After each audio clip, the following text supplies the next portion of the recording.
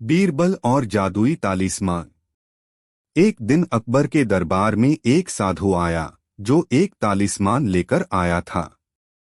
वह तालिस्मान देखने में साधारण था, लेकिन साधु ने दावा किया कि इसमें अद्भुत शक्तियां हैं। उसने कहा, महाराज, यह तालिस्मान किसी भी व्यक्ति को अपार ज्ञान, शक्ति और समृद्धि दे सकता है, लेकिन यह केवल उसी व्यक्ति के लिए काम करेगा जो इसे संभालने के योग्य होगा। अकबर ने उस तालिस्मान को ध्यान से देखा और दरबारियों की ओर मुड़कर पूछा, कौन इस तालिस्मान की शक्ति को आजमाना चाहता है?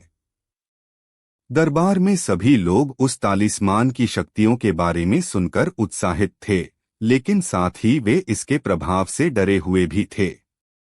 कोई भी इसका परीक्षण करने का साहस नहीं कर रहा था। तभी बीरबल आगे आए और बोले, महाराज, मैं इस तालिस्मान की शक्ति को आजमाने के लिए तैयार हूँ। अकबर ने बीरबल की हिम्मत की सराहना की और साधु ने वह तालिस्मान बीरबल को सौंप दिया। साधु ने कहा, यह तालिस्मान तुम्हें तब तक शक्ति नहीं देगा जब तक तुम इसका रहस्य नहीं समझते। इसके रहस्य को जानने के लिए तुम्हें इसके साथ एक रात बितानी होगी। बीरबल ने तालिस्मान को लिया और रात को अपने घर चले गए। पूरी रात उन्होंने उस तालिस्मान को ध्यान से देखा, पर उसमें कुछ भी असाधारण नहीं दिखाई दिया। वह एक साधारण सा तालिस्मान था, लेकिन बीरबल ने हार नहीं मानी। अगली सुबह बीरबल दरबार में लौटे और सभी ने उनसे पूछा कि तालिस्मान ने उन्हें क्या शक्ति दी। बीरबल ने मुस्कुराते हुए कहा, यह तालिस्मान वास्तव में बहुत शक्तिशाली है, लेकिन इसकी असली शक्ति हमारे अंदर छिपी है।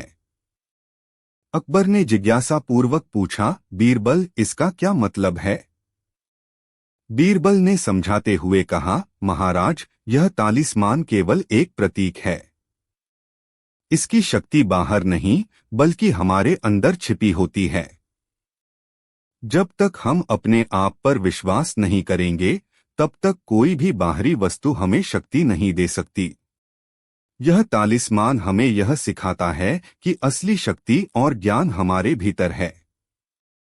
इसे हमें केवल पहचानने की जरूरत है।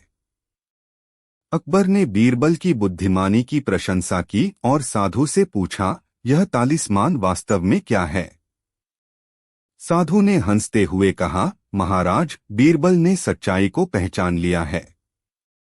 यह तालिस्मान वास्तव में कुछ नहीं है, बल्कि यह एक परीक्षा थी, यह जानने के लिए कि आपके दरबार में कौन सबसे अधिक समझदार है। बीरबल ने यह साबित कर दिया कि असली शक्ति बाहरी चीजों में नहीं, बल्कि हमारे अपने ज्ञान और आत्मविश्वास में है। अकबर ने बीरबल को उनकी इस समझदारी के लिए सम्मानित किया और साधु को धन्यवाद दिया कि उसने दरबार में यह महत्वपूर्ण संदेश दिया। इस घटना ने सभी दरबारियों को यह सिखाया कि असली शक्ति किसी बाहरी तालिस्मान में नहीं, बल्कि खुद के विश्वास और समझ में है। बीरबल और कांच का ताजमहल।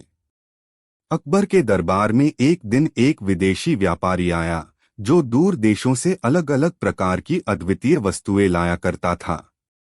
वह व्यापारी बहुत धनी और चालाक था और उसने कई दरबारों में अपने जादुई सामानों का प्रदर्शन किया था। इस बार वह अकबर के दरबार में एक विशेष वस्तु लेकर आया था, जिसका नाम उसने कांच का ताजमहल रखा था। उसने कहा, महाराज, यह ताजमहल दुनिया का सबसे अनमोल और अद्वितीय कांच का निर्माण है। इसकी बनावट इतनी नाजुक है कि यह केवल एक हाथ के स्पर्श से ही टूट सकता है, लेकिन इसे बनाने वाले कारीगर ने इसे ऐसा बनाया है कि इसे टूटने से केवल वही बचा सकता है जो असल में इसे समझे। अकबर इस वस्तु को देखकर बहुत प्रभावित हुए और उन्होंने व्यापारी से पूछा, इस ताजमहल की क्या कीमत है? व्यापारी ने चतुराई से जवाब दिया, महाराज, इसकी कीमत बहुत अधिक है, लेकिन इसे मैं आपको मुफ्त में दे सकता हूँ, यदि आपका कोई दरबारी इसे बिना टूटे हुए एक सप्ताह तक संभाल सके। यदि वह इसे सुरक्षित रख सके तो यह आपकी संपत्ति होगी और यदि नहीं तो इसे आप मुझे वापस कर देंगे। अकबर ने इस चुनौती को स्वीकार किया और अपने दरबारियों की ओर देखा, लेकिन किसी में इतनी हिम्मत नहीं थी कि वह इस नाजुक कांच के ताजमहल को संभाल सके। तब बीरबल आगे आए और उन्होंने कहा, महाराज, मैं इस चुनौती को स्वीकार करता हूँ। अकबर ने बीरबल पर विश्वास जताया और कांच का ताजमहल उन्हें सौंप दिया। बीरबल ने उसे बहुत ही सावधानी से लिया और अपने घर ले गए।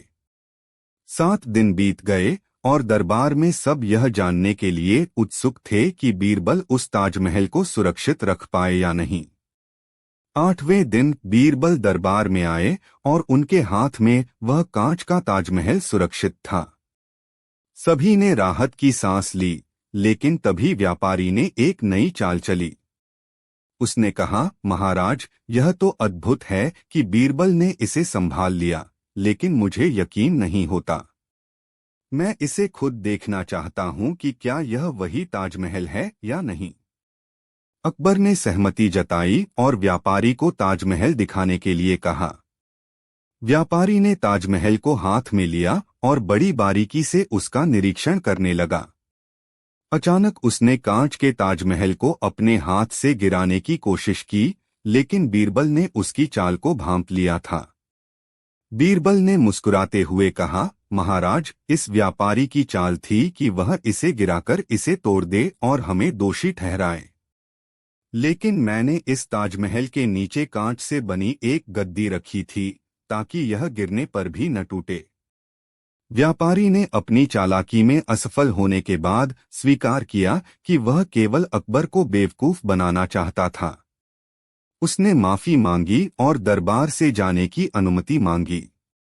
अकबर ने कहा, तुम्हारी चालाकी तुम्हें माफ की जाती है, लेकिन बीरबल की सूझबूझ ने तुम्हारी योजना को असफल कर दिया। अब यह ताजमहल हमारा है। बीरबल ने उस ताजमहल को सुरक्षित रखने की कला को न केवल अपने ज्ञान और समझ से निभाया, बल्कि अकबर के दरबार को एक अनोखी कहानी दी, जिसे हर कोई याद रखेगा। बीरबल और बेमोल कीमती हीरा। अकबर के दरबार में एक दिन एक प्रसिद्ध जौहरी आया, जो अपने साथ एक अत्यंत कीमती और दुर्लभ हीरा लाया था। उस हीरे की चमक इतनी अद्वितीय थी कि दरबार में हर कोई उसे देखकर दंग रह गया। जौहरी ने अकबर से कहा, महाराज, यह हीरा दुनिया का सबसे अनमोल हीरा है। इसे मैं आपको विशेष मूल्य पर बेचने के लिए लाया हूं। अकबर ने उस हीरे को देखा और उसकी चमक से प्रभावित हुए। उन्होंने पूछा, इस हीरे की कीमत क्या है? जौहरी ने मुस्कुराते हुए जवाब दिया, महाराज, इसकी कीमत करोड़ों में नहीं, बल्कि इस दुनिया की सबसे अमूल्य वस्तु से भी अधिक है। इस हीरे की असली कीमत को पहचानने के लिए आपको एक परीक्षा से गुजरना होगा। अकबर ने जौहरी की चुनौती को स्वीकार किया और दरबारियों से पूछा कि कौन इस हीरे की असली कीमत को पहचान सकता है। दरबार में कई लोग अपनी अपनी राय देने लगे, लेकिन कोई भी इसकी असली कीमत नहीं बता सका। तब बीरबल ने अकबर से कहा, महाराज, मुझे इस हीरे की कीमत पहचानने का एक मौका दीजिए। अकबर ने सहमति जताई और बीरबल ने उस हीरे को अपने हाथ में लिया। उसने उसे बारीकी से देखा और फिर जौहरी से पूछा, इस हीरे की असली कीमत क्या है और इसे कैसे पहचाना जा सकता है? जौहरी ने कहा, इस हीरे की कीमत को पहचानने के लिए आपको इसे तोड़ना होगा। यदि यह हीरा टूट गया तो यह नकली है, लेकिन यदि यह सुरक्षित रहा तो इसकी कीमत अनमोल होगी। बीरबल ने हीरे को देखने के बाद एक पत्थर का टुकड़ा उठाया और उसे जोर से हीरे पर मारा। सभी दरबारियों की सांसें थम गईं, लेकिन आश्चर्य की बात यह थी कि हीरा बिल्कुल भी नहीं टूटा। वह जस का तस रहा। जौहरी ने यह देखकर कहा, महाराज, यह हीरा वास्तव में अनमोल है, क्योंकि यह टूटा नहीं। अब मैं आपको इसका मूल्य बताता हूं। बीरबल ने मुस्कुराते हुए कहा, महाराज, इससे पहले कि जौहरी इस हीरे की कीमत बताए, मैं आपको एक बात बताना चाहता हूं। इस हीरे की असली कीमत न तो इसके टूटने से जुड़ी है और न ही इसकी चमक से, बल्कि इसकी असली कीमत उस विश्वास और ईमानदारी से जुड़ी है जो हमें दूसरों पर रखनी चाहिए। बीरबल ने फिर हीरे को वापस जौहरी को दिया और कहा, यह हीरा टूटता या नहीं, यह महत्वपूर्ण नहीं था। असली महत्वपूर्ण बात यह थी कि आपने इसे हमारे विश्वास पर लाया और मैंने आपके विश्वास की परीक्षा ली। यह हीरा चाहे कितना भी अनमोल क्यों न हो, अगर विश्वास न हो तो इसकी कीमत कुछ भी नहीं। जौहरी ने बीरबल की बातों को समझते हुए कहा, बीरबल, तुमने सही कहा। यह हीरा तो मात्र एक वस्तु है, लेकिन इसका असली मूल्य तभी है जब इसे सच्चे विश्वास और ईमानदारी से देखा जाए। अकबर ने बीरबल की बुद्धिमानी की प्रशंसा की और जौहरी से कहा, यह हीरा जितना भी अनमोल हो, लेकिन बीरबल की समझदारी इससे कहीं अधिक कीमती है। जौहरी ने अपनी गलती मानी और हीरा महाराज को भेंट स्वरूप दे दिया। अकबर ने बीरबल को उसकी बुद्धिमानी के लिए सम्मानित किया और दरबार में एक महत्वपूर्ण सबक सिखाया गया कि किसी भी वस्तु की असली कीमत उसके बाहरी स्वरूप से नहीं, बल्कि उसे देखने और समझने की दृष्टि से होती है।